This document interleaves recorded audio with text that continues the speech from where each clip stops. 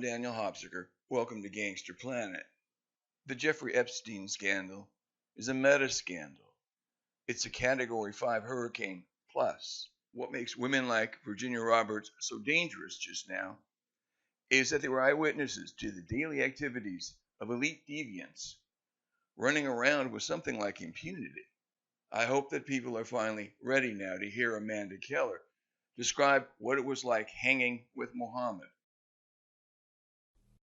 Amanda Keller, we learned that a close associate of Muhammad Atta's in southwest Florida was a pilot named Wolfgang Borringer, a German, who was the personal pilot for Viktor Kozani, a Russian mob-connected oligarch who, after the fall of communism, came to control fully 1/3 of the economy of Czechoslovakia.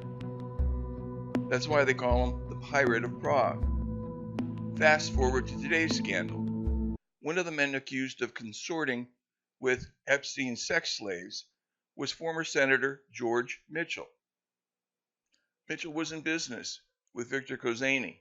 When Mitchell was engaged in shuttle diplomacy during the Northern Ireland peace talks which he led, Viktor Kozani loaned him his plane, as well as his personal pilot, a man named Wolfgang Borringer. You see how this all begins to circle back? George Mitchell and Jeffrey Epstein had a documented friendship dating back to the early 2000s. Epstein said Mitchell was the world's greatest negotiator, and Mitchell called Epstein a friend and a supporter. That's all known. What's new is what Amanda Keller brings to the party. Here's the twist.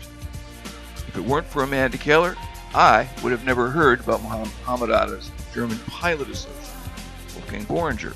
And if I hadn't known about Wolfgang Borringer, I'd have never heard about fugitive oligarch Viktor Kozani.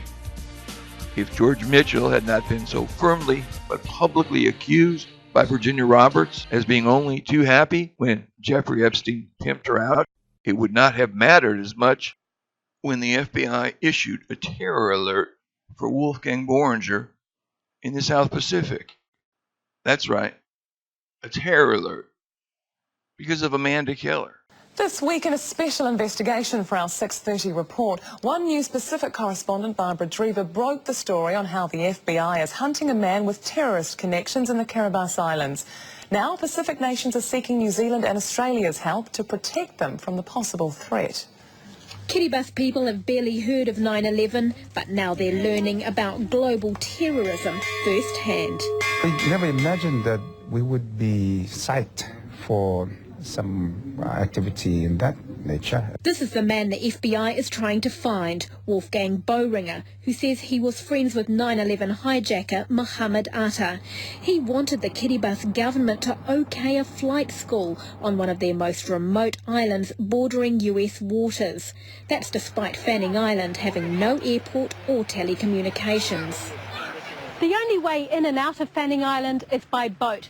So Wolfgang Borringer sweetened his flight school proposal by offering to provide emergency air services for the 2,500 people living there. It was local residents who tipped off authorities after discovering Borringer kept a trunk full of cash as well as guns on his yacht. But it was his mention of Atta, the 9/11 hijacker, that really sparked alarm. We stumbled upon something that may have been truly bad. As well as the flight school, we can reveal the FBI is also investigating Borringer's alleged links to Viktor Kozani. Known as the Pirate of Prague, he faces swindling charges involving hundreds of millions of dollars. The last known sighting of Borringer was in Kiribati 2 months ago. This terror alert has prompted the Kiribati government to ask for help. I think it may put onus on the countries that would be threatened to assist us in providing that security. Wolfgang Borringer left Kiribati in a hurry once realising authorities were onto him. He's also left behind questions the FBI would dearly like answers to. Barbara Drever, One News. After almost a year of searching, I finally found Muhammad Atta's erstwhile squeeze, Amanda Keller. On a cold, gray, drizzly night in December in Cleveland, Ohio, I interviewed her for 3 hours. I brought a camera along just for documentation because Transcribing audio interviews is right up there with sweeping out staples.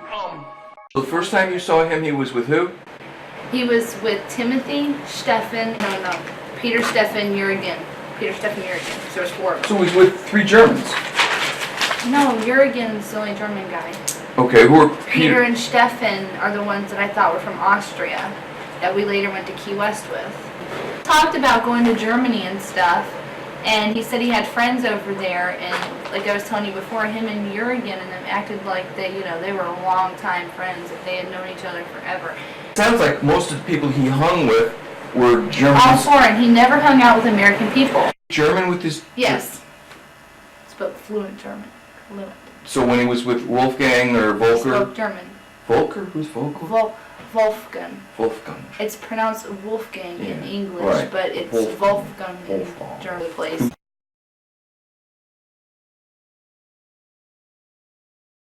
Half the time they didn't pay attention to me sitting there. Because I was like, how the hell are you related to all these people? You know, or he would introduce him as like a family member, sort of like, this is one of my brothers. Or he called Jurgen, I think, and Wolfgang. I know he called Wolfgang one. Him and Wolfgang were very close. They were very tight with each other. They went everywhere together. When he came into the picture, they were together all the time.